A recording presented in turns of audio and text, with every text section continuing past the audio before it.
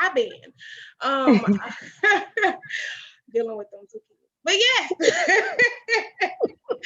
what's going on, the Hood Talks podcast? I am so happy to be here again with you all and to have this awesome show with these great, lovely therapists here who's come to give us some good information. Yes, yes, yes, yes. We definitely need it, y'all. So I'm going to give you guys the opportunity to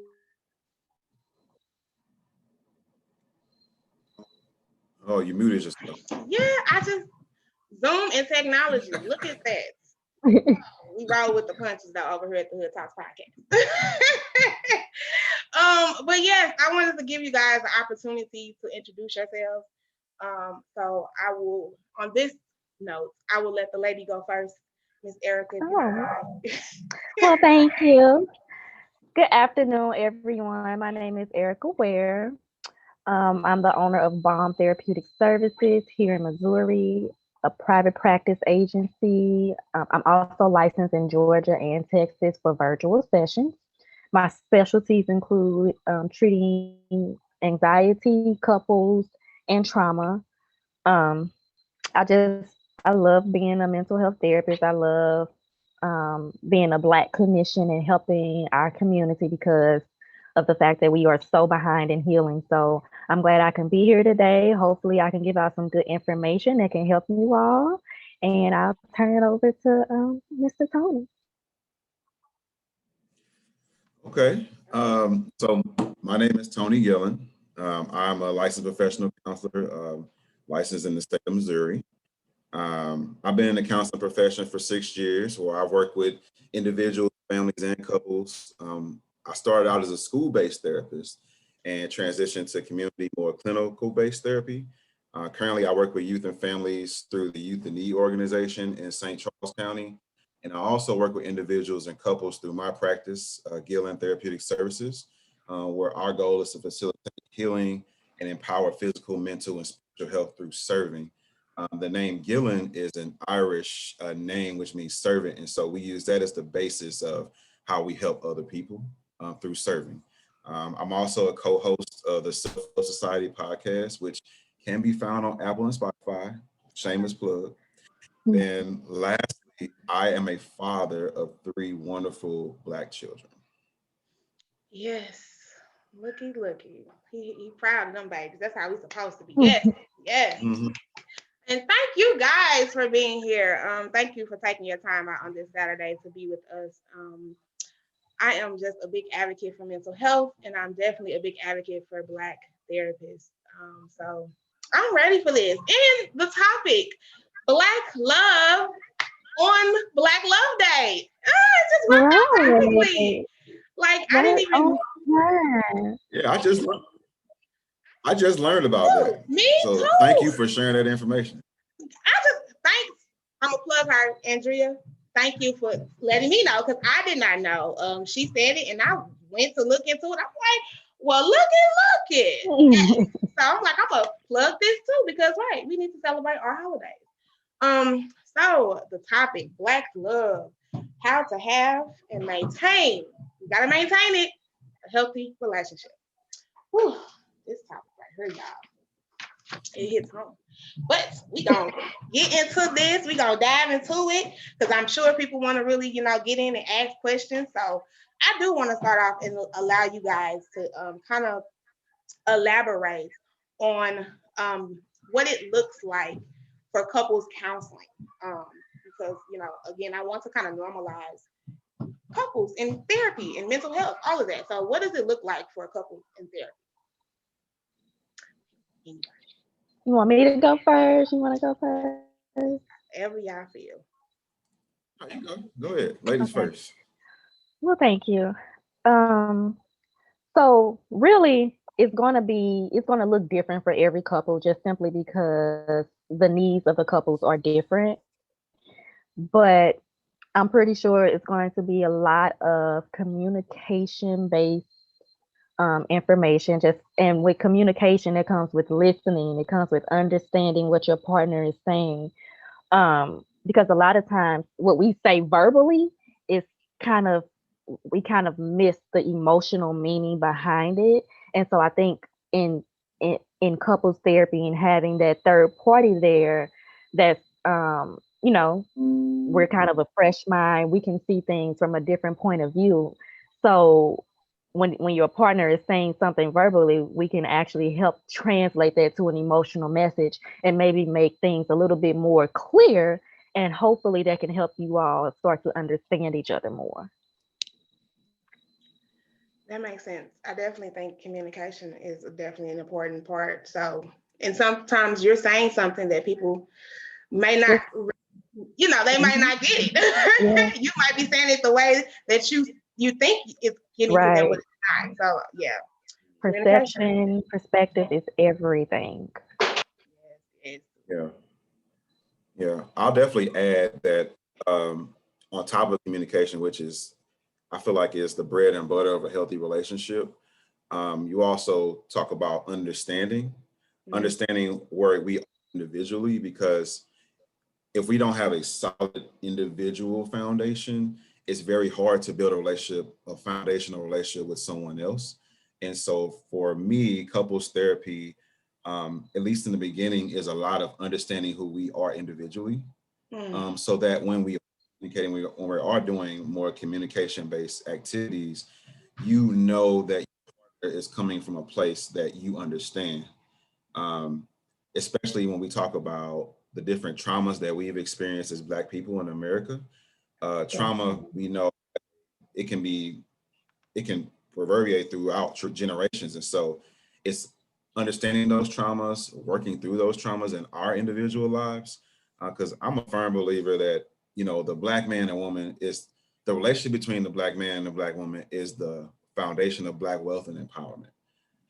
And so, unless we're able to work through those traumas, we will always be at a deficit in this country. Mm. Um, and our children will suffer for it, and our grandchildren will suffer for it. So, definitely communication, but also understanding of where we all come from Mm. and providing each other the space to be able to grow so that we can grow together. Whew. Yes, yes. I mean, I was going to get into that and talk about the traumas of Mhm. our past, because I think that is a big, important thing that's keeping us from, flourishing in our relationships. And man, it's a lot to unpack. Mhm. It's a A lot to unpack. whole lot. It's a A whole lot to whole unpack. So lot. let's A kind of lot. dive into that a little bit. When we can talk about, for me, one thing, generational curses and breaking those. But I always talk about like showing love. You know what I mean? Like it's hard to really show love, be affectionate, because in my space, I've never really seen that happen. Even with my grandparents, like they lived in separate areas. My grandfather was upstairs and my grandma was downstairs. And Mhm. so it's like, how do you break that and try to do differently? If you guys get where I'm coming from. Mhm. Yeah, yeah, definitely. So, Go ahead. oh, were you gonna? So that happens a lot, actually, where, and that's so important because what you said was, I've never really seen anybody really give affection. Mhm. And that's good to know when you're coming to couples counseling so you can understand the background of your partner, and because that was going to help you understand why they act the way that they do, why they may have this thought process. And actually, I think a lot of the affection piece, honestly, it goes as far back as slavery, honestly, just because you're taken from somewhere from a land that you're so used to, and then you're put on these ships, and you're handcuffed or tied next to these people that you love. You watch them pass, you're laying in your own feces and urine, and you're smelling all this. It's traumatic. And then when you stop, they're just dropping you off, not necessarily with your family. So that Right. already from the beginning has split up the Black family. Mm-hmm. So Mhm. when you come over, when you go to the land that you're at, you don't know anybody, And then or the and then attachment part. So you start to detach. exactly You don't want to get attached to because people that they're going to take away from you. learned behavior, Learn. really. Yep. Adapting. That to me And is adapting to your environment. yeah. And so it goes, What's it it's the really, Oh, I'm sorry. What you saying? no, I'm sorry. It like lag behind. I was saying it's like a defense mechanism. hmm exactly. Why? Yes. Exactly. And so what happens is all of that, and like he said, is passed down generation after generation. It becomes embedded in our DNA. So every generation has dealt with trauma that's passed down. And so you have the passed down trauma on top of the trauma that you're experiencing yourself. And it just keeps going and going and going. But that's what we're here for, to help you understand that, to help you understand how the past really does affect how we act and how it has broken up the Black family, the Black relationships. And Mhm. so that's what we're here for. And not even the Black family, Yeah. but the Black strong, the Black culture and the race period. Like, we talk about how we be like, I can't trust my own brother, or I don't mess with my own, or I'm black on black business. Yeah, that alone, like, it's affecting from trauma and it, from Mhm. generations and generations. So that is another one that is impactful when we talk about relationships Mhm. period. Yeah, it's almost like we're pit against each other through society. Yes, man. Yeah, Go definitely. ahead. Especially, in terms of when you talk about slavery and our enslaved conditions that we went through in this country, and then you even fast forwarded to the 60s, you talk about Jim Crow, and we talk about those in our community. All of those things affected our family and our secure attachments that we had in our life. Mm. Talk about, as a Black man, one of the traumas that I think a lot of us face is our not having like Black fathers or Black male role models in our lives, because we see ourselves in the men that we are raised by, that we are brought up by. And so when you don't have that, it causes you to not really be secure in yourself, Mm. and to lose that security in other places and other people and other things that can affect your ability to form a healthy relationship with a Black woman, or whatever partner you desire. So um, trauma definitely, especially in therapy, I think that, like Erica said, it's putting it all out there and saying, hey, this is why we're doing the things that we do today, because it comes from this place, and finding ways and tools to intentionally change our perspective, or we call it our default thinking. We naturally think that way. And so it's challenging. Where does that come from? Why do you feel like you can't trust that person? You don't even know them. Right. Why you can trust that person from a different skin complexion versus this person? What do you get that from? Or why do you look at your son differently than you look at your daughter? Mm. Why do you treat Mm. differently? Where does that stem from? Mm. Why, when I ask you about your mother, why do you speak this way about your mom, but when I ask you about your father, you think you speak this way? Like, where do these things come from? And getting people to understand that way, that we can form those healthy relationships in the future. You know. Yes, yes. Because I mean, we can talk about just love relationships, but I mean, it really is a dynamic of all of it. Like you said, relationships between moms and fathers, and man, again, It's deep. unpacking it all. It is so deep. And I mean, that's why I love having these conversations, because it kind of in a way addresses it and bring awareness to it. But it is deep, and it's a lot of unpacking to do. Personally, and again, as a race or as a culture of people, it's definitely, we got to unpack it. Um, so I don't want to really take up a lot of times with asking questions, because I do want other people to ask questions, but I do want to hit some high points. So let's talk about the misinformation and the stereotypes about therapy. Uh, it costs too much.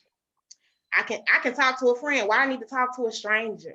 what is it? I don't want them in my business, or I ain't got time.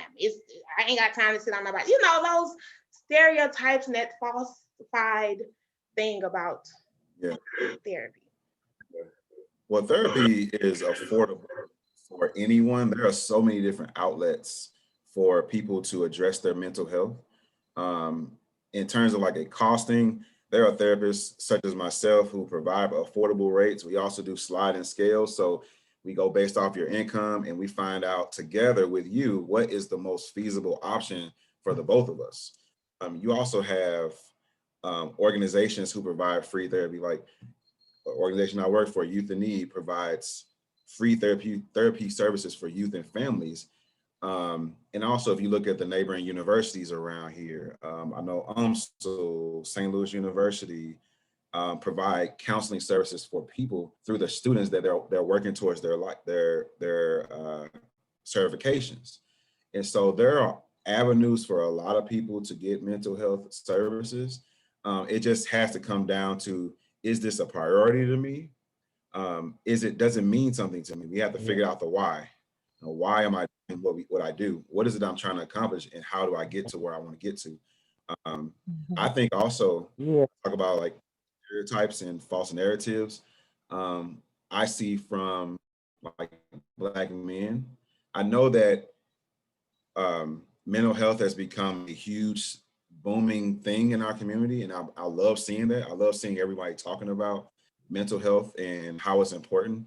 I will say that I do see a lot of Black men who are still holding on to those old beliefs that, oh, well, if I see a therapist, then that means I'm weak. I don't need anybody seeing me in my weak state. And I always say the foundation of Black masculinity is mental health. As a Black man, we have major influence over everything around us, like our communities, our family, our jobs. You even talked about in one of your previous podcasts about the Black male influence on equity. Like Black men, we have a influence on things, and if you show me a suffering family and community, I'll show you men who are suffering from poor mental health. That's just Yeah. that they just go hand in Exactly. hand.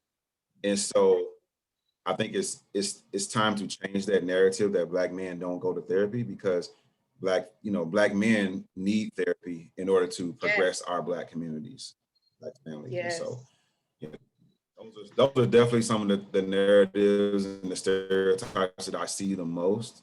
Mhm. Um, so yeah. Yeah. And I think, man, like hearing it from a Black man's mouth is just, Okay. it's refreshing. Yeah. It is. It's just so refreshing because I'm right there with you. And I know as a Black woman, and like I said, only dating Black men, the traumas that they've experienced, especially when we talk about the men that go inside into prison and come back Mhm. to this life of being out here and still dealing with the everyday traumas and experiences alone. I mean, just to me, people being in 2020 or was living in 2020 in this pandemic, that is traumatizing. That is a Exactly. traumatizing situation. So mental health for that is, people should be reaching out because it's a lot. And so again, man, it's just refreshing. I Exactly. my hat go off to all the Black men therapists out there and everybody that is advocating for Black men to get Yes. mental health. Yes. So, oh y'all. Okay. And I would just say, Go just ahead. to add to that, I hear a lot people. Well, I saw a therapist once. I went once or twice, and I wasn't helped.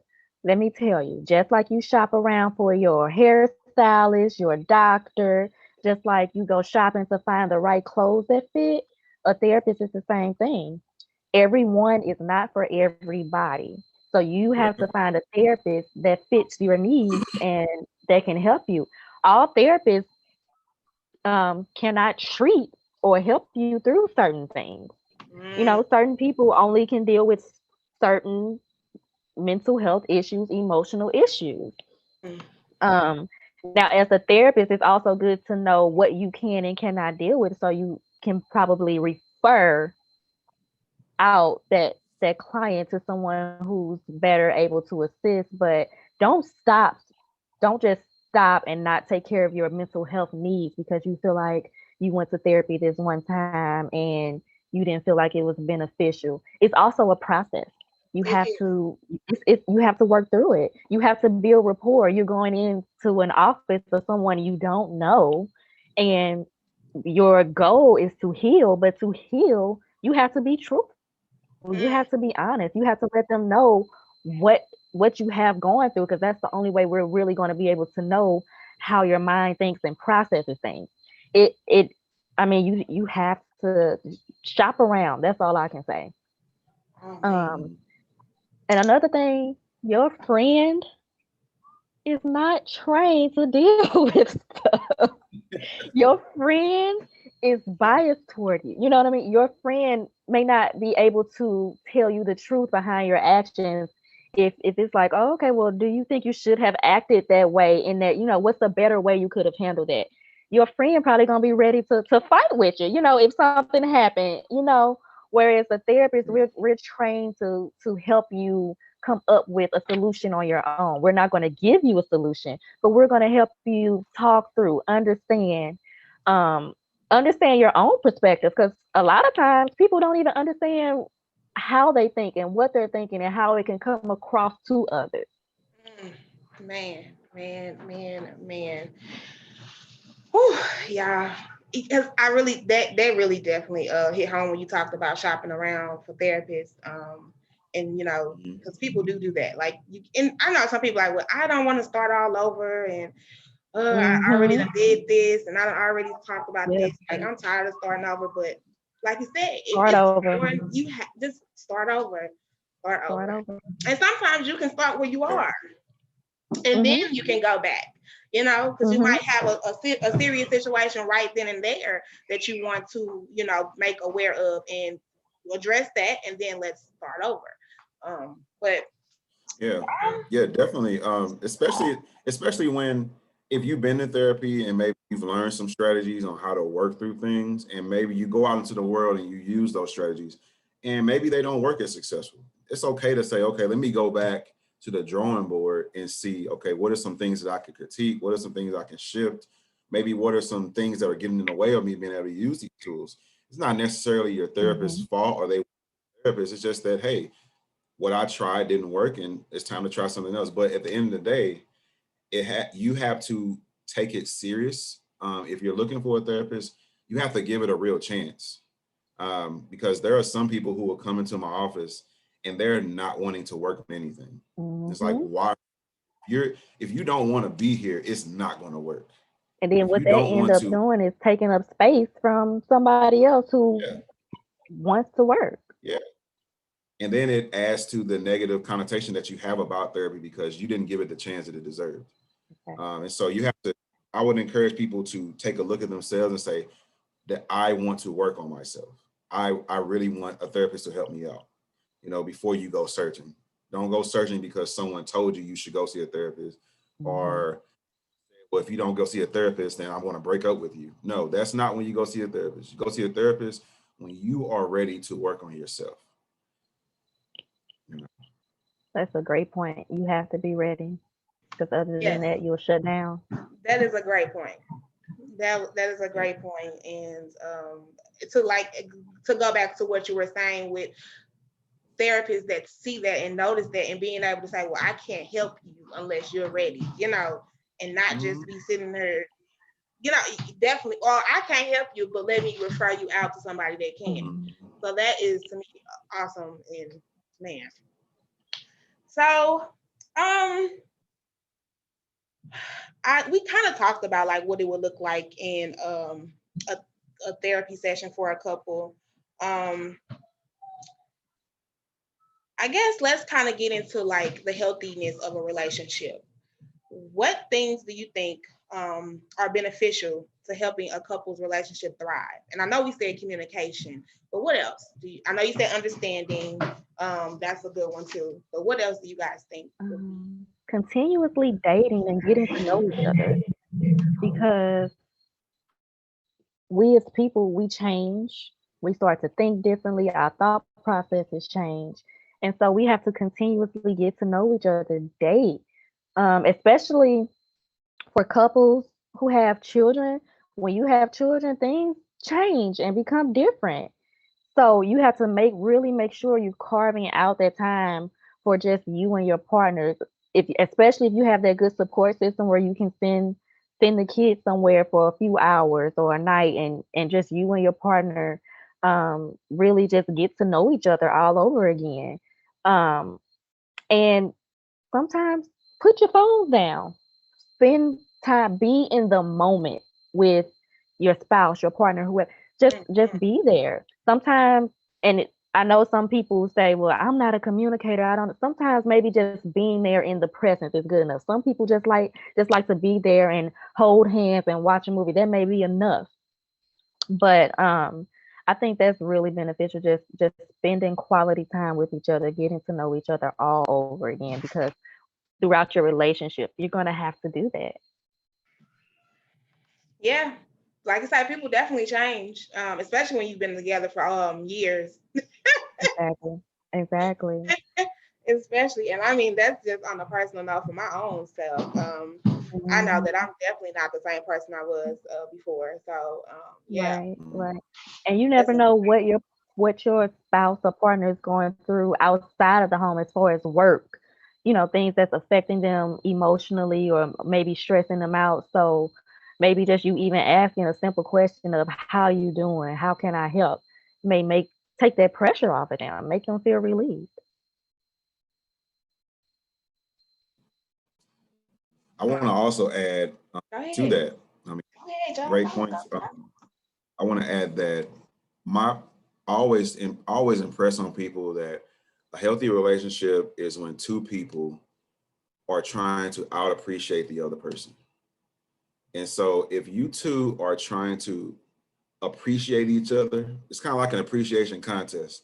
Like if you're trying to appreciate that person more than they appreciate you, y'all are gonna be winning. Y'all are gonna be winning because no one's ever gonna feel like they're not appreciated. Because we've all worked at jobs where our job didn't appreciate us at all. We were miserable. We were like, why am I doing this? I'm showing up every day. I'm doing all these job requirements that you're asking of me. I'm excelling. I'm even going above and beyond what you've asked of me. And you don't even recognize me. You don't even recognize the work that I put in. You take me for granted. And when you start doing that, you start not wanting to even be there. You start not trying. You start not putting forth any effort to let the job know that you care about being there. It's the same thing with a Mhm. relationship. Um, I'll also encourage everyone to identify their love language as well as Mm, identify their partner's love language because that will give you a focus on what you need to focus on with your partner. Because if your partners, when we talk about love language, we talk about, gifts and words of affirmation and acts of service and quality time. And my favorite, physical touch. You got to know how your partner expresses and receives, affection that person, then you will speak the language. You'll get more out of it than if you try to do something that maybe you like. If your love language was gifts and your partner's love language was quality time, then you probably shouldn't be getting them gifts. Appreciate it. While your Exactly. partner probably other by using love language to do so. And I always encourage that with my clients. We do a little survey. I cannot remember his first name, but Chapman, who wrote the books on love language. I'll do the little survey that Mhm. at least people know, hey, this is what my love language is. You might even have more than one, but at least gives you an idea of where your partner, how your partner experiences love and how they receive love. So that's I will definitely add that to how um, I think people, I think couples and individuals or families even that experience success in therapy. and just real quick, y'all, because it seems like we were having technical issues with Facebook Live. So we tried to restream. Could you guys let me know if we are back connected to Facebook Live? For the ones that are reaching out to me. Sorry about that. Again, we roll with the punches though. Technology, y'all. This is our new world, unfortunately. But yes, the love languages. which is really important. And that's another thing where we talk about, like you were saying, if your person loves being touched and you're just buying gifts, you're not understanding their love language. So, and you're thinking you're giving all you can give. Like, I'm giving it. Like, what is you not? What is you mad about? Like, I'm doing this, and that. But right, that's not what's showing them that you love them. So definitely need to. That's another understanding what your partner love language is, and Yeah, you got to work. You got to work smarter, not harder. Yep. Right. And then I would think, look, if she like being touched and you out here spending money on stuff that she like, I don't even want that. A touch is free. Right. A touch, you better touch her away. Like, what you mean? Right. Come on now. And then the person does that, and because the other person doesn't receive it in the way that they intended for it to be received, now the other person feels like, oh, you don't even care. Now you build up resentment. You build up, contempt in your relationship because you all are not speaking the same language. You have to identify those things. Yes, man, y'all. Whew. Okay, so I think we are live on Facebook. So I do want to kind of start opening up and allowing people to ask questions, unless you guys have some more information or things that you want to talk about or put out there at this moment. Or if not, we can start rolling in and letting people ask questions. Are you guys good with that? Or I feel like there's something that y'all need to say. I'm just gonna go with the flow. So okay. Whatever they want. Rolling with the flow. Yeah, we go with the flow. So this is how we're gonna do it. We're live. So in the live, you are able to ask questions in the chat area. Please put your questions in there. And then on the Zoom, if you're here with us on the Zoom, please use the chat to ask your questions there. And then we'll just keep rolling as questions come in. And however you guys want to answer, if one person wants to answer, you can. If both of you guys have an answer, you both can answer. You know what I mean? It's up to you guys. I don't have any questions right now, but when we do, we'll answer those questions. But for me, I have a question. Go for it. I'll get us started, huh? Yay! So, do you think a couple should only go to therapy if the relationship is on a bad terms? I don't.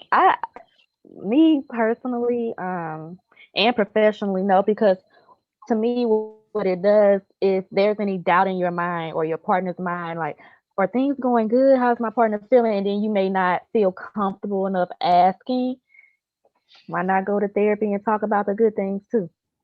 And for us, for me as a therapist, I like to hear positive things. I like to hear, I like when my couples or my clients come in and say, oh, things are going really good. So, and I like to hear what kind of new strategies that they took from therapy to help the relationship get on the right trajectory. And it also, as a clinician, it helps give me the confidence like, oh, okay, so maybe I am helping people, because sometimes we're human too. Sometimes we're not too sure, and you know what I mean? So it helps everybody in the process. So yeah, I feel like, why not go talk about the good, talk about how you can keep it going on. If it's working, then okay. If a situation happens, what can we do to prevent a big blow up or somebody from feeling unappreciated or from resentment from building? So yeah, I feel like keep it up, keep going. Keep going. I always use the example of, because I used to play college football, and throughout the week we would practice. Right, we would go in with game plan, we would go practice, we would get out the kinks so that when game day happened, we didn't even have to think anymore. It was just all reaction. And I liken that to therapy as well when it comes to couples. Like, don't go when it's game time. Go when you're practice those skills, those strategies, and figure out what works and what doesn't work before you actually need them. Because when you need them, not when you want to try to learn some new stuff. You Yes. know, Mhm. a lot harder. I will say that it's not impossible, but it's harder to try to learn things when you've already built up the negative emotions and energy for your partner. Do it when Because you have to you like all at a really, positive place. I'm gonna say like turn it down and then rebuilding that Exactly. foundation. Yeah, So if you standing Mhm. on yeah, strong grounds, you just building and building and building.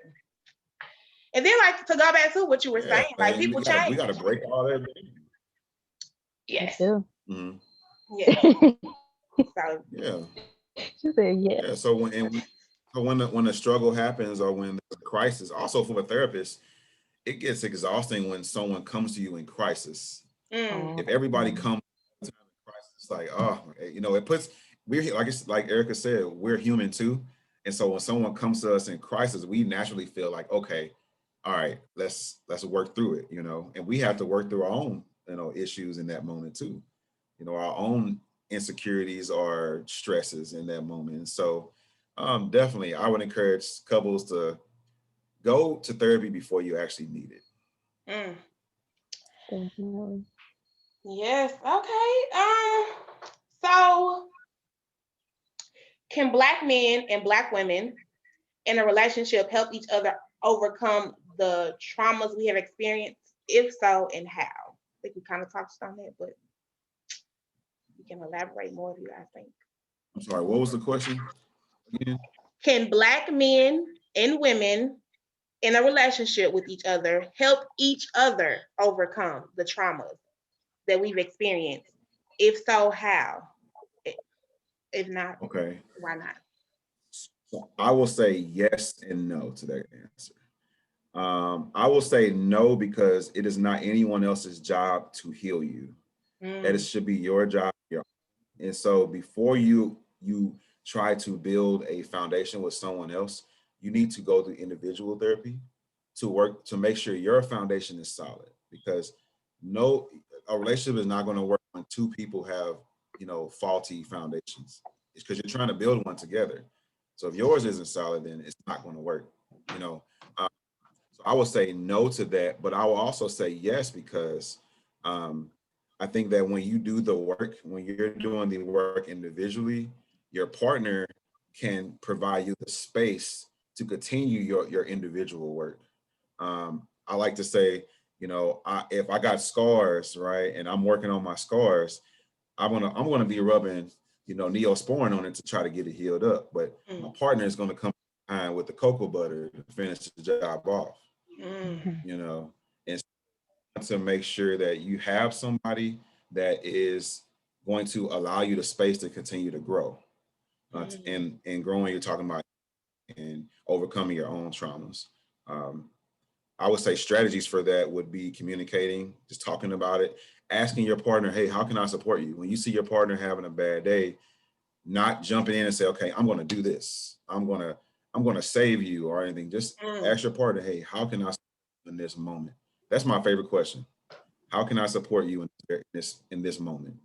Mhm. Practice asking your partner that once a day, and you will see your relationship start to just grow because your partner will feel comfortable and safe enough to heal the way they need to. mm. So Drop the gem. Asking your partner Yeah, every day how can you support them? Okay, Miss yeah. Erky. Amazing. Some good info. Yeah. Um, he answered that really, really well. I do agree. Healing is very much an internal process. It's you have to come to the conclusion on your own, like we talked about earlier, that you're ready to heal and create this new sense of you, this better you, and go ahead on with your life's purpose. And your partner can add to that just really by helping you by creating a safe environment for you once you have started the work on your own. But you have to really be ready to do the work. And it's hard.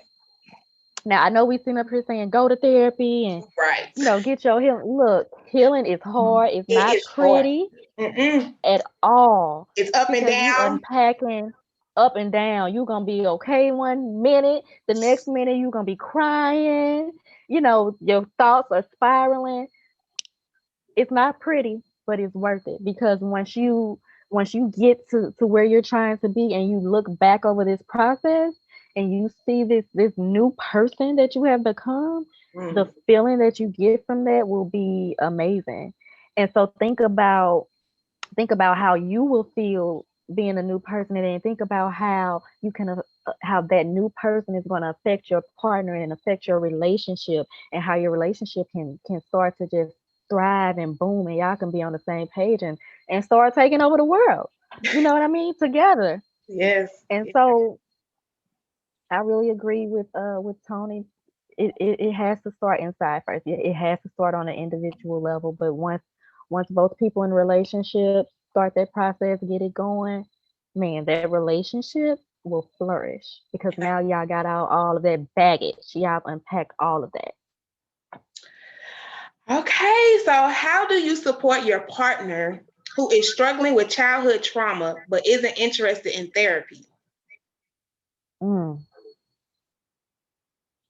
that's a lot. So, um, as we were saying, support. I mean, you can ask questions to see if that will help your partner, but essentially, it's going to have to start with them wanting to help themselves and find out how to help themselves. And if you suggest therapy and they say they're not interested, I mean, you've done your part by giving suggestions on how, or different ways they can go about their healing journey. It's not your job to heal them. Yes. Black That's not women, your job. I'm sorry. um, it's not your job to take a person from that person that they are now to be their best sense of self.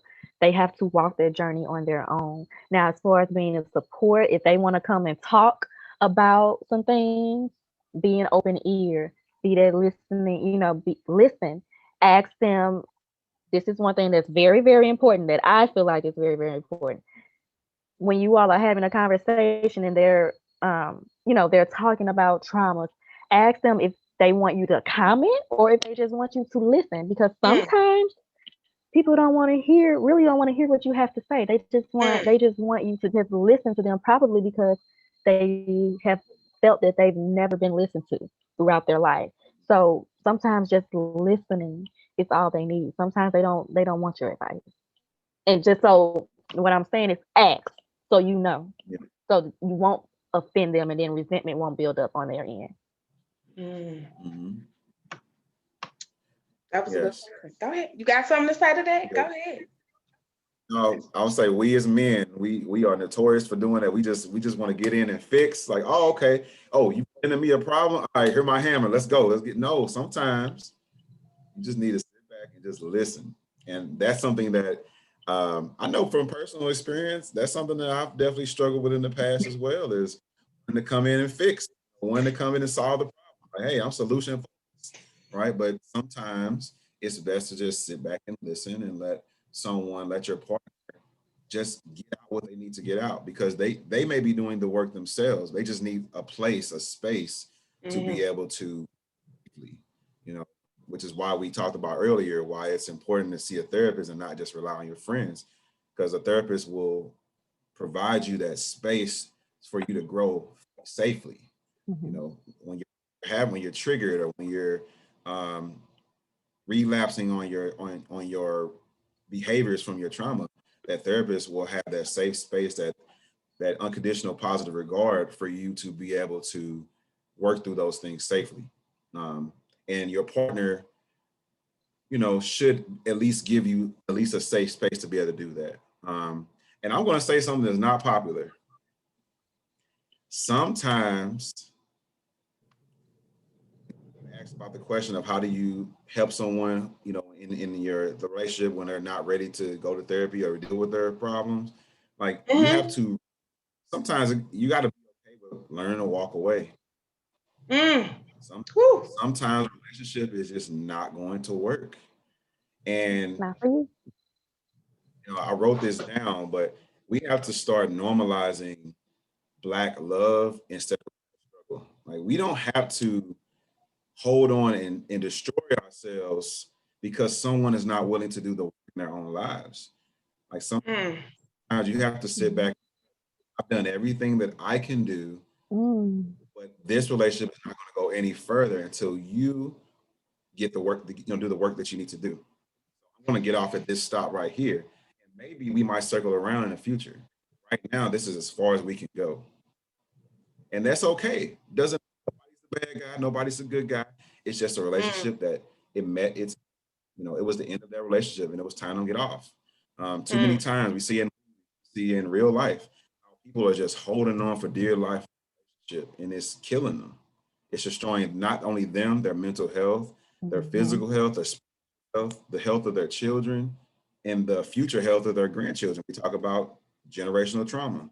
Like that's the foundation of this. We got to learn to stop and say, okay, I've done everything that I can do. And so it's time for you to do the rest of the work. But we can't do it together. It's a mutual walk in opposite directions. And that's okay. Uh, Man. Like people True. probably looking at my face like, what? Because again, hearing this from a Black man is just because it's always I want me a down chick. I want we gotta go through this and we gonna ride or die, ride or die, ride or die. Like, bruh, how much do I gotta ride with? Like, Mhm. like I'm Mhm. carrying all these Mhm. bags and you trying to bring your bags. Like, this ain't. We ain't going Mhm. nowhere. We ain't getting nowhere, man. Mhm. So, And right. I think to piggyback off of that, it's just about you knowing for sure if this is something that you can work through, or if it's like, you know what, I am done. Like I can't take it anymore. mm. You have to know that. You have to, and you have to be truthful with yourself about that. Whew. So, I know you touched on the Black love. Do you guys think it is important and healthy to promote Black love?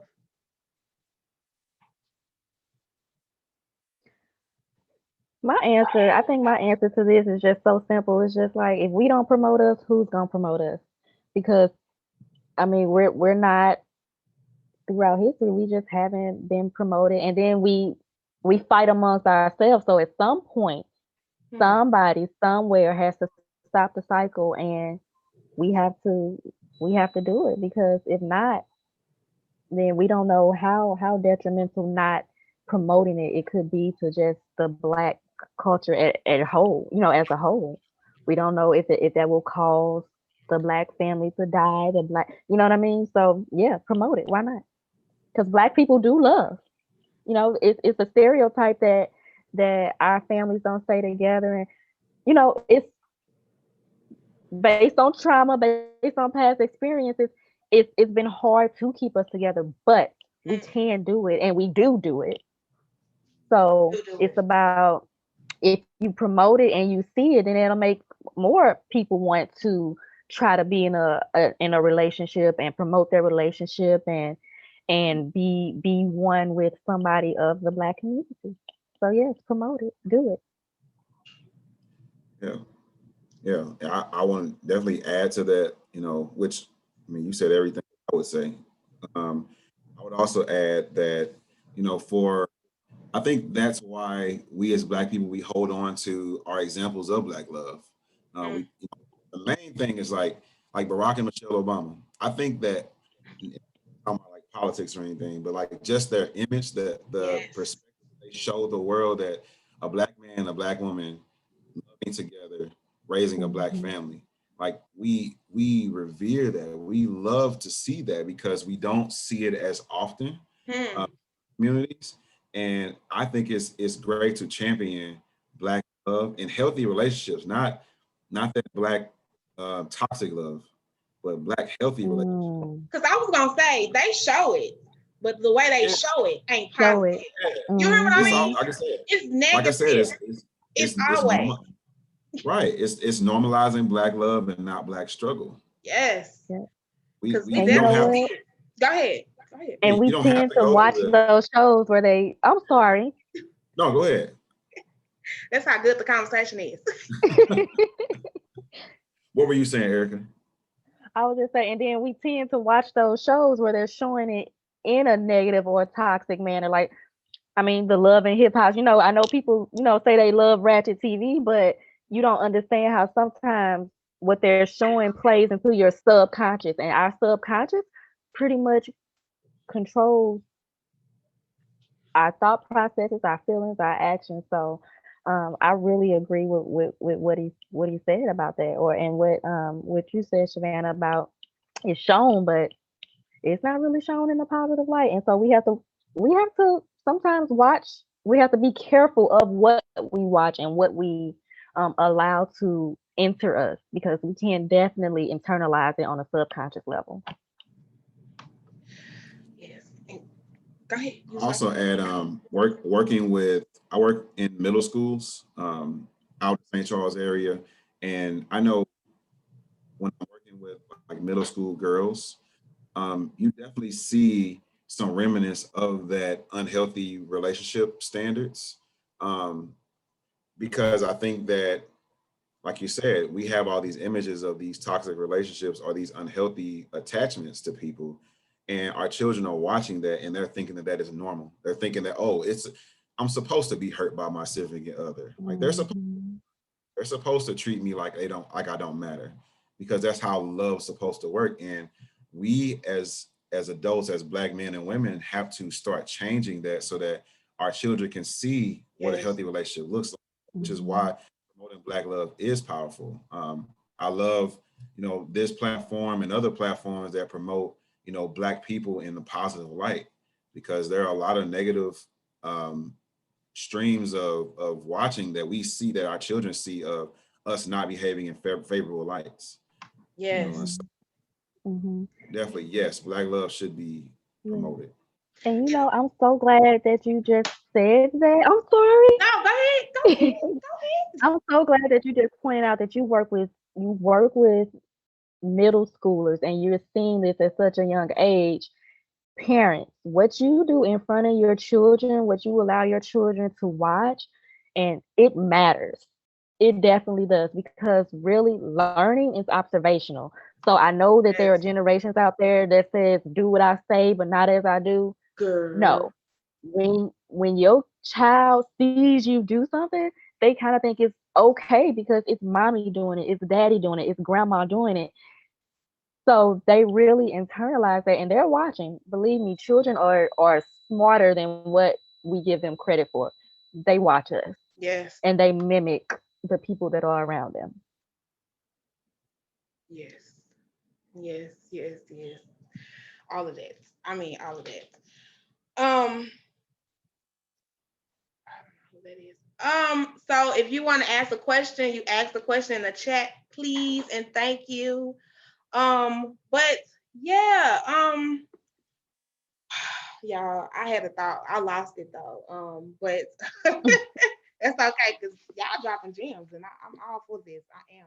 I definitely am. Um, so right now is really a tough time, and I kind of touched on this with this pandemic and COVID situation. Do you guys have any advice? With not even just the COVID though. Let's talk about also the racism that we're having and that's going around. Um, do you guys have any advice for people, couples in a relationship that is dealing with or seeing the things that we're seeing and dealing with this pandemic right now?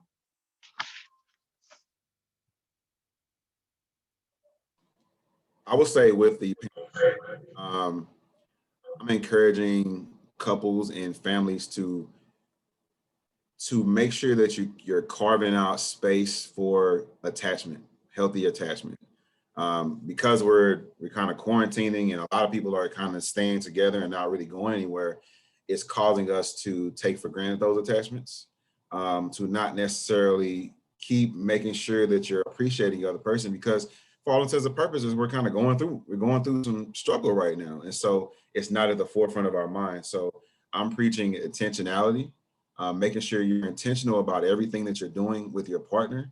Um, Shoot, if you can even promote like self-care, whether it's going to get your nails done or going to get your hair done or taking a bubble bath or going to get a massage or whatever you do for self-care, you know, having I am encouraging partners to encourage their partner to, I'm losing my words right now, to engage in self-care so that they can be better for the relationship.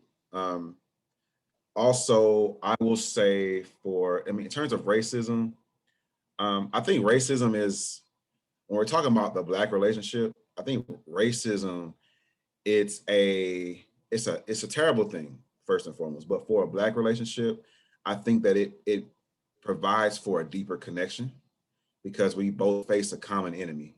And so it allows us to be vulnerable with each other because we're both experiencing the same things. And so it promotes growth in the relationship and growth in terms of what the goal is.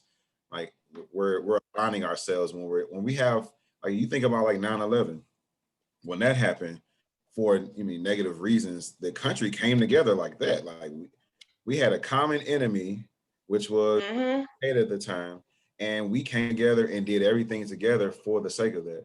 Like that's the same thing in a relationship when we're talking about Black relationships and Black struggle, or not Black struggle, but like Black trauma, which is racism.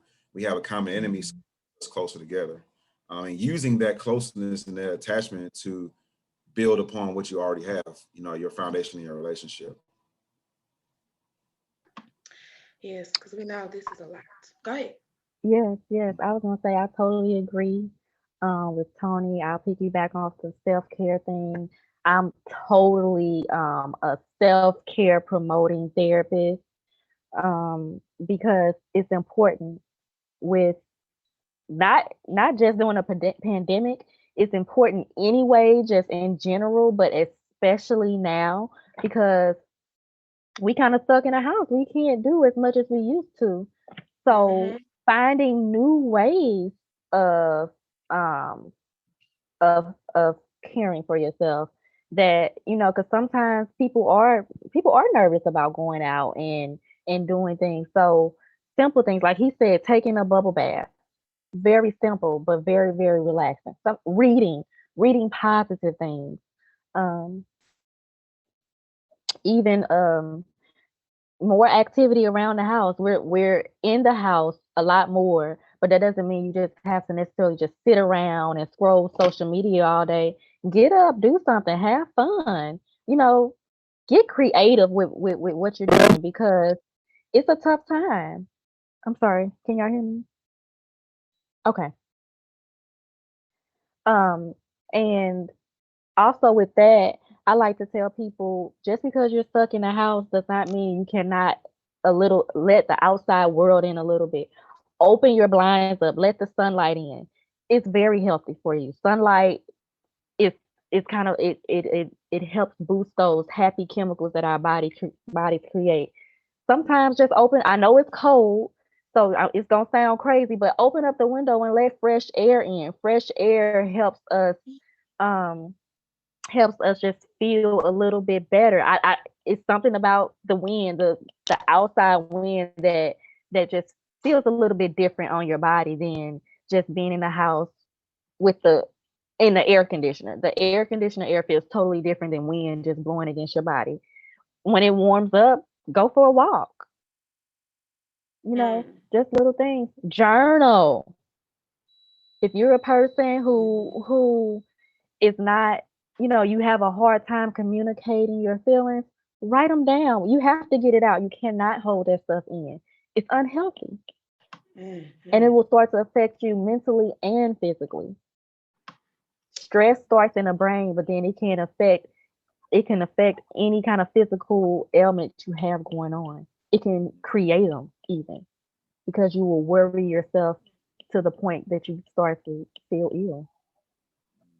And sometimes, y'all, stop watching the news because because if we see people that look like us on the news getting killed over and over again, they showing these videos. Stop watching it sometimes. Okay, it happened, but sometimes we just need to unplug and detach from it because those images or they will stay in your mind, you know?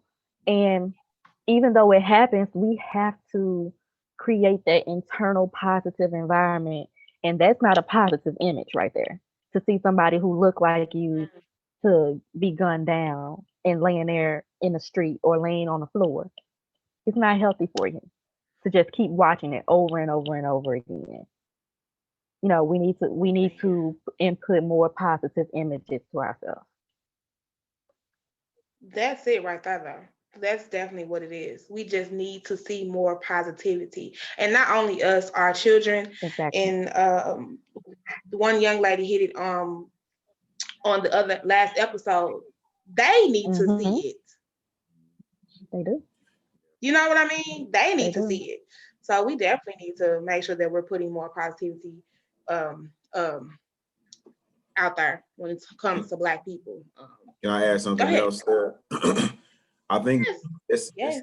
pandemic that we're in, it's giving us also an opportunity to align ourselves spiritually. Mm. Um, the Mm, mm, ending being quarantined, this is time for us to align ourselves with our creator, you know, and what better way mm, to build a connection with your partner is through prayer together or talking to, you know, whoever you two believe, like talking to that person and figuring out, okay, let's realign what our purpose is in our relationship. Let's realign what our goals are, and tuning yourself into that spiritual network of yourself to be able to strengthen it, you know, Hmm. because a spiritually dead person is a person who is not well in their mind. Like if you're mm, spiritually dead, you don't know what a person's capable of. And Hmm. so that is time mm. for really building ourselves up, really be strengthening our spiritual foundation so that when the world does open back up, we can go into the world with a healthy mindset and a healthy outlook on life. So everything about this pandemic isn't necessarily a tragedy. It's a lot of it is a Hmm. blessing. We are able to, Mhm. we don't have any distractions now. So now, you know, whether it's reading, like you said, journaling is a very great spiritual um, activity to do because it's getting you in tune with how you feel and your thoughts and figuring out where those things come from. Hmm. Like I said, reading your word. If you're a Christian, you're reading the Bible or the Quran or the Torah or whatever you're reading, you know, making sure that you're getting back in tune with your creator. From the mouth of a Black Yes. man. Okay. Okay. That's just refreshing, y'all. Y'all don't understand. Oh Lord. Okay. Next question. With trauma, is it necessary to go back to go, or excuse me, wait a minute. With trauma, is it necessary to go back to go forward? Can you work on the present and for it to grow from trauma and look forward to growing from trauma? I'm sorry, y'all. Wait a Let minute. me reread it. Uh-oh, what is Uh-oh. it? When hold on, y'all. Sorry again. I don't know what is going on with what is that? Like So somebody again, trying to talk. yeah, but it did not work out for them. I mean, if that was the reason, I'm like, let's just ask through the chat so that we wouldn't have those type of issues. Because technology is kind of weird always. So again, sorry, let me get back to that question. With trauma, is it necessary to go back to go forward? Can you work on the present and look Mm. forward to growing from trauma? Mm. Um, I think it's important to go back in a sense to understand how the trauma is affecting you in the present because past traumas do affect us. One thing that I like to talk about as far as trauma or it just experiences, period, is that when we experience things, they're stored in our subconscious. So I'm really a big advocate of teaching about your subconscious mind because when it's stored in our subconscious, we kind of don't know what's going to trigger it and how we're going to react based on that trigger from that, based on the thought that comes from that trigger. And so a lot of times when traumatic things happen to you, it's stored there. And so when you just, you going through life and you got you a guy and he touched you a certain kind of way, but because you've been through something in your past, it triggers you and then he's freaking out, but then you like, I don't even know why I'm acting like that. And so I do think it's important to understand how that past trauma is affecting your thoughts and your feelings and your behaviors now. But you don't have to stay there and you don't have to identify with that trauma. Your trauma is not you. It's something that happened to you and it does not make you who you are, if that makes sense.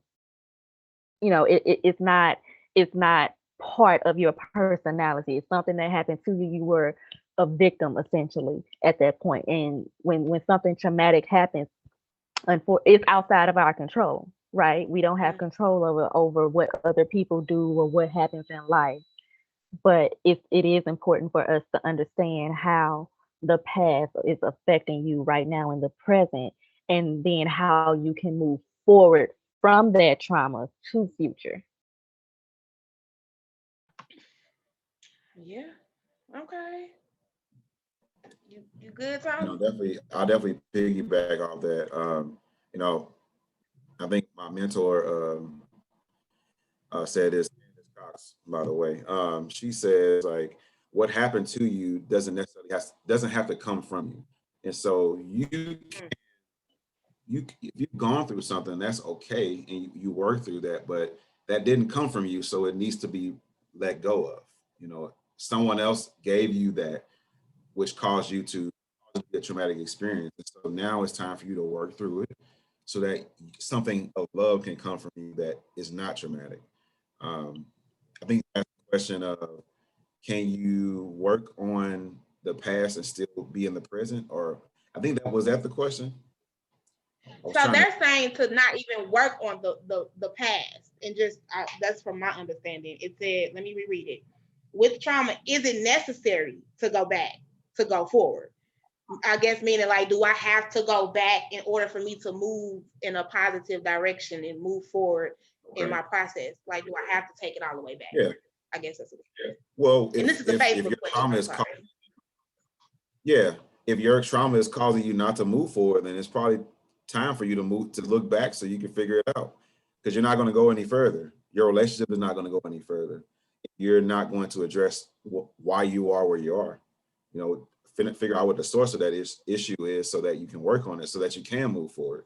But there are some things that you work on as you go. We talk about, if I use a specific example that I've worked with, like a person who has like issues, right? A person who has been hurt in the past and they don't trust a person to be able to be safe with them, to be vulnerable. And so sometimes if a person is showing you that they're trustworthy and you're having these thoughts that you can't trust them, it's being intentional and challenging those things. I always say there's healing that needs to happen before a relationship, and then the other healing is happening while you're doing it. It's on the job training. You got to question yourself as you're going through the emotions. So, say for instance, like I said, somebody does something that triggers you to feel like you can't trust them. Okay, let me take a step back. All right, well, why do I think that? What is this person showing me now that tells me that I can't trust them? Why do I feel like I can't trust them? Is it because of a past relationship? And it's asking yourself those processing questions in the moment so that you can, in the future, be able to bypass those feelings next. We're going to shift our default mindset to something different. But it has to be intentional and it has to happen in the moment. And so there are some healing of our traumas that happen in real time. And then there are some that we have to go back and take care of before we move forward. But it all depends on the person. Okay, y'all, the questions are rolling in. So the next question is, what are healthy expectations in Black relationships? Healthy expectations, you said? Yes, that's what You it's know what? asking. I think that the foundation of heartbreak is expectations. When you expect something out of a person, you're setting yourself up for failure because this person did not sign up for your expectations. They signed up for you to get to know you as a person. And so I always preach, identify what your standards are, and then use that to guide you when it comes to a relationship. And so if your standard is that somebody, cooks dinner 3 times a day or cooks meals 3 times a day, right? That's your standard. Then maybe the person that you're dating or you're with doesn't cook 3 meals a day. You might need to say, hey, maybe this is a relationship that's going to work for me because you don't meet my standards. Doesn't mean they're a bad person. Just means that my standards say I need to do this, that I need this in my life. Or maybe your standard is, you thrive on communication. Like you got to be able to verbally communicate with me.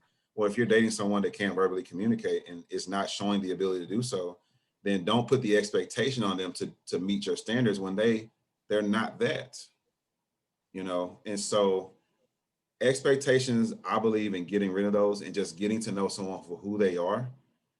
Because I guess we kind of shifted into the dating question. I didn't mean to go there, but this is where my head is at right now. It's okay. In dating, like you want to make sure that you're allowing somebody to be who they are so that you can see if they're good for you. Like, don't put your expectations on people because you're setting yourself up for failure and you're setting that person up for failure because they're going to they may try to adhere to those expectations and it's not them. And so we're recycling trauma all over again, So get rid of expectations. That would be my answer to that. No expectations. No, expectations. don't need them. Don't need them. I mean, That's it. We're gonna that's go it. to the next. That's it. No expectations. So many Black people from the older generation believe that church serves as a therapy, and they do not need to seek therapy elsewhere. What can you say to them as a reason as to why they need to both attend church regularly and seek therapy?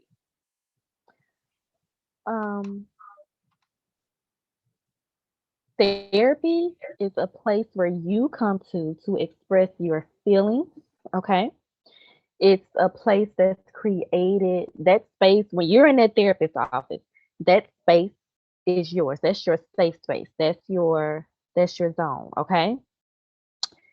Therapy is important because what it does is help you release what's going on inside of you. Church, now I know people sometimes go to their pastors to consult them, but it didn't say pastors, right? It said going to church.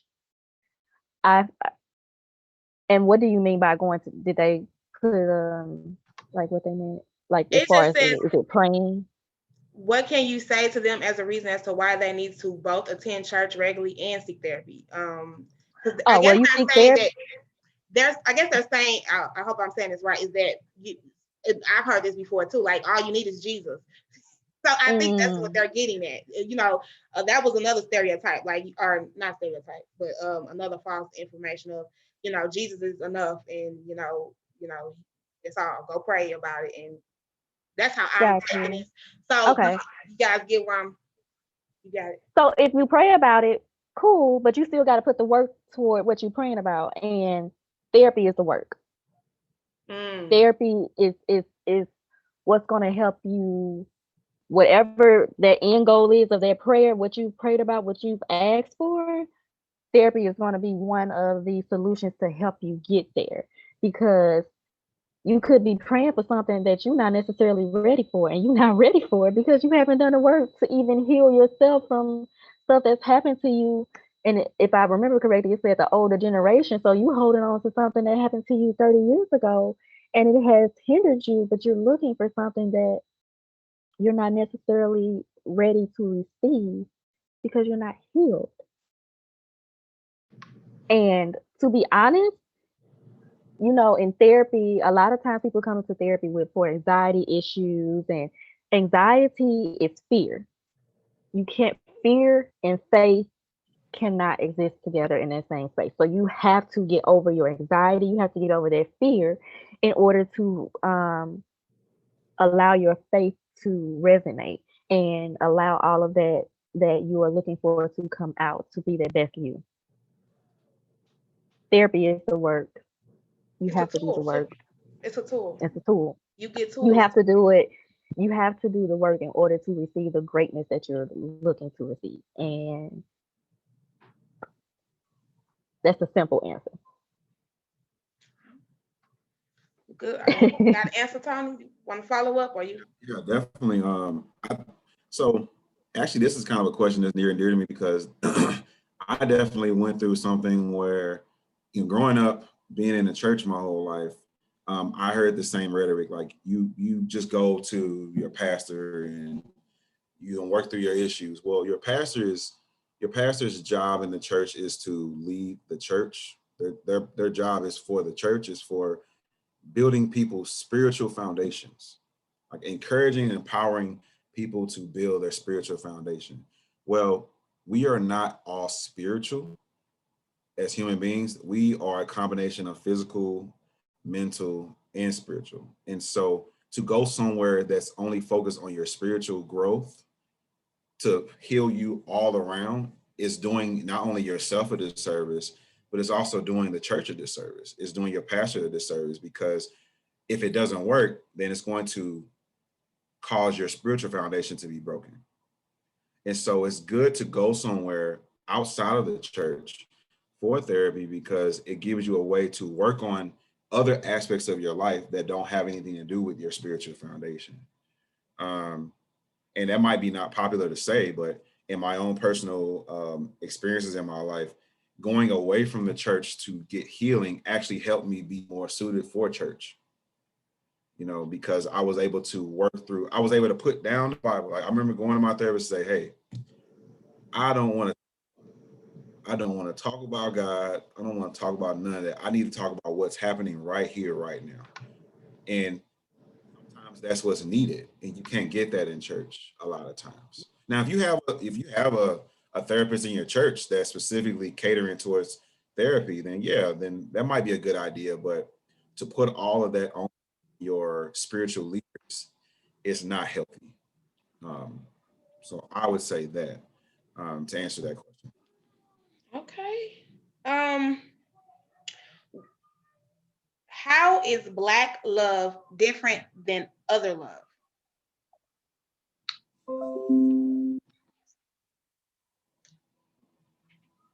So, from my point of view, go ahead. Go ahead. Go ahead. I want to hear what you got to say. I ain't a therapist or anything, but I don't think that. Really, honestly, I'm not. But from this question, it touched me because, how is it different?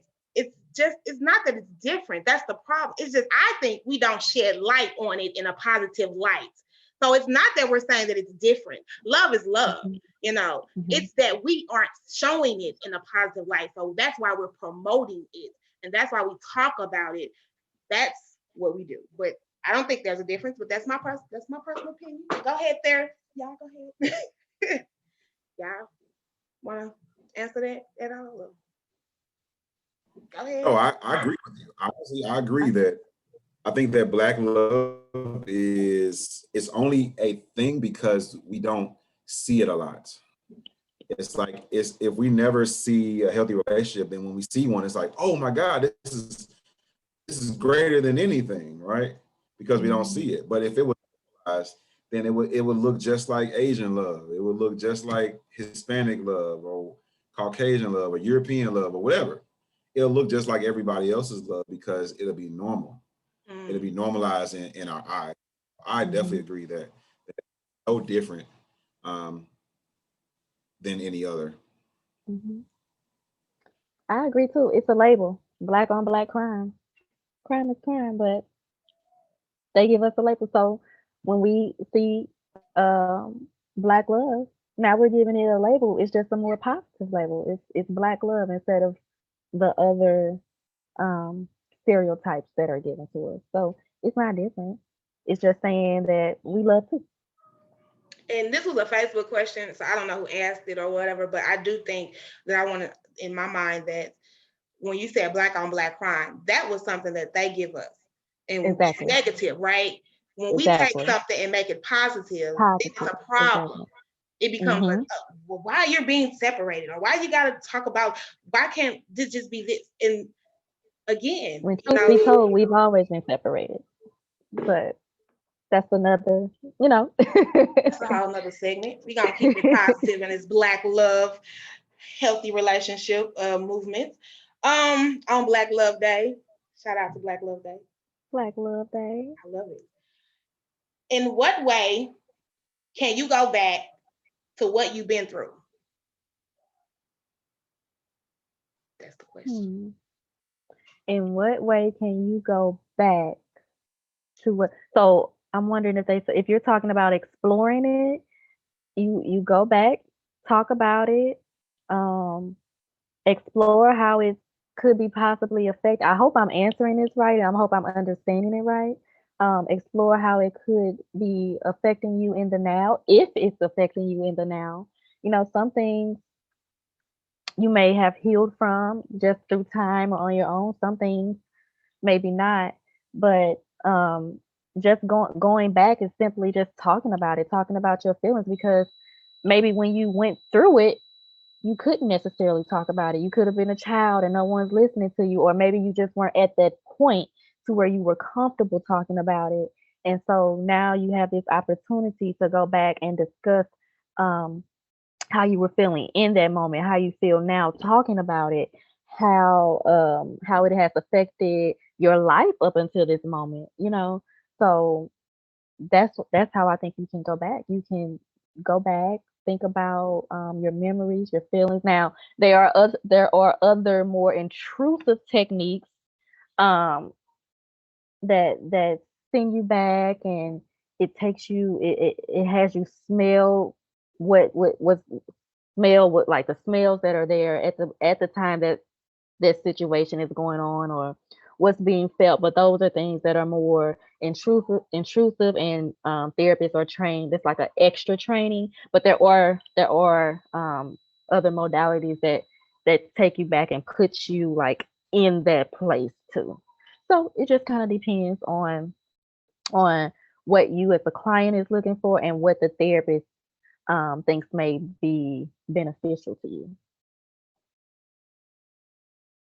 To answer the question from that perspective, I think that when we're going back and dealing with our traumas, I think we first have to accept that they actually happened. I think a lot of people are trying to run away from what happened to them, or they gloss over it like it didn't mean anything. It's okay to say, hey, this thing hurt me and it made me feel terrible. It made me feel like I was less than. It made me feel like I wasn't able to be loved the right way, or I wasn't worthy of love. Like, it's okay we have to first accept that and identify that in our lives. And then from there, we have to learn to um, challenge all of the thought processes that came from that thinking. And I would say lastly, which is probably the hardest of them all, is forgiving. Not just forgiving the other person, but forgiving ourselves, because Mm. who we are is not who we were then. And so a lot of times Mhm. we hold from who we used to be. And that's not fair, because the person you are now would never have gone through what you went through.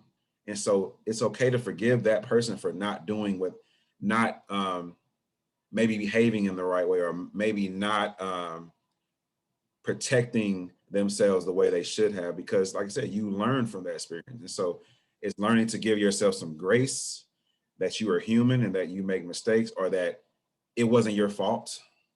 You know, there are things that happened to us that we didn't have any control over. And it's okay to say, you know what, that wasn't my fault. That happened to me, but that is not who I am today. And I can be different. And it's a process, and hopefully anyone who's ever gone through any, huge trauma in their life in their past, whether it be abuse or abandonment, that they go see a therapist who can walk through that with them, so that they can have a healthier outlook on the other side. Man, so y'all, we have unpacked a lot in this segment. I appreciate you all. Oh, wait a minute. Is that another question? I thought we were done. Let me make sure.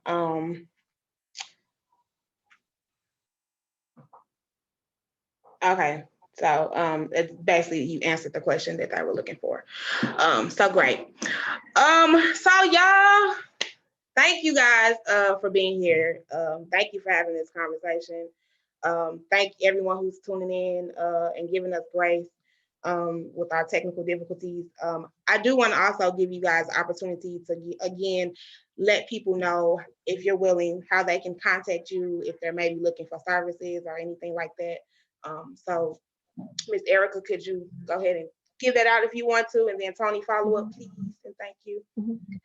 First, I just wanted to say thank you for asking me to come share and thinking enough of me to allow me to share some things. Hopefully, I've touched someone, helped someone out, not just based on their relationship, but even individually, because we all can use some good information just to create a better sense of self. So, thank you to the Hood Talk for giving me this opportunity. If you are interested in services for me, you can go to my website at balmme.com. That's BALMME.com. There's a short bio about me on there, services that I offer. My contact information is on there. But my telephone number, just in case you just want to just call, is 314-292-9142. If you don't get an answer, please leave a message. I will call you back between sessions, okay? Sometimes I'm booked up and busy, but I will get back to you. So yeah, thank you, and you all have a great day, great weekend. Stay warm, stay safe, and go love on somebody. Go love on somebody. We will be doing our drawing after this for the giveaway, the Black Love Day giveaway. But I want him to go. I don't know.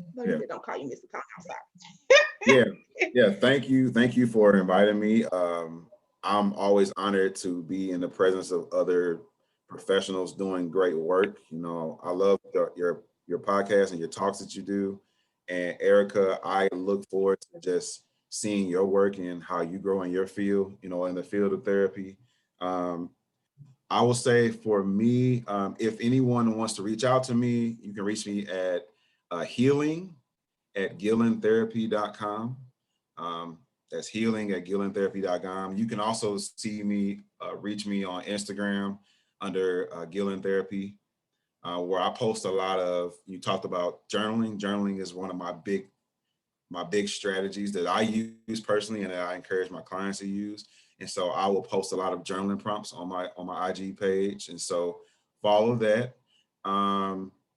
And if you need to reach me by phone and you maybe don't have email or you want to reach me by phone, my number is, and I just got this number, so I got to look at it.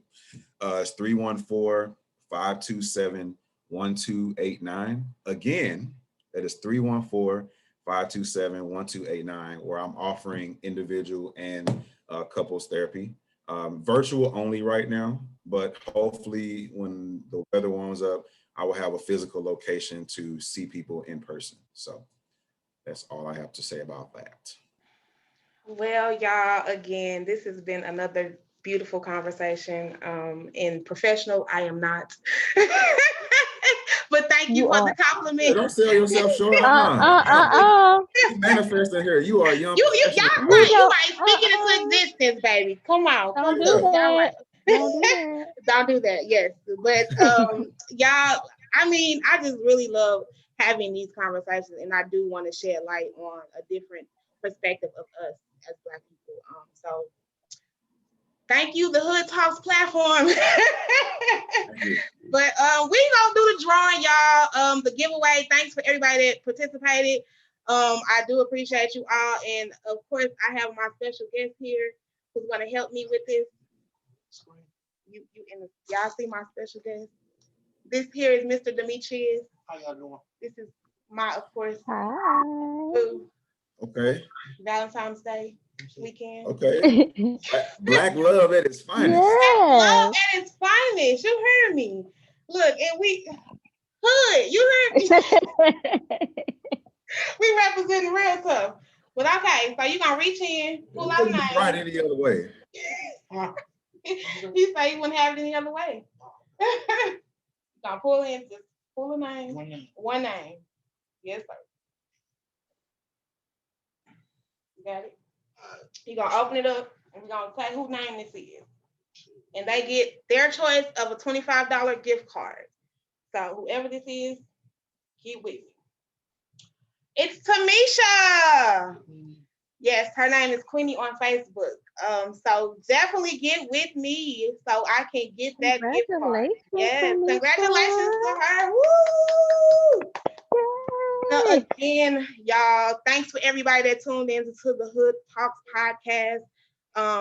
We have another live show next week. We're going to have Miss Brittany True Kilman from Jamaa Birth Village herself coming in to talk about midwives and holistic pregnancy, holistic health and pregnancy, home births, and all of that good stuff, and everything that's going on over there at Jamaa. So tune in next week, Saturday, 10 o'clock, and please share. And we will see you all next time. Take care, everybody. Have a good day.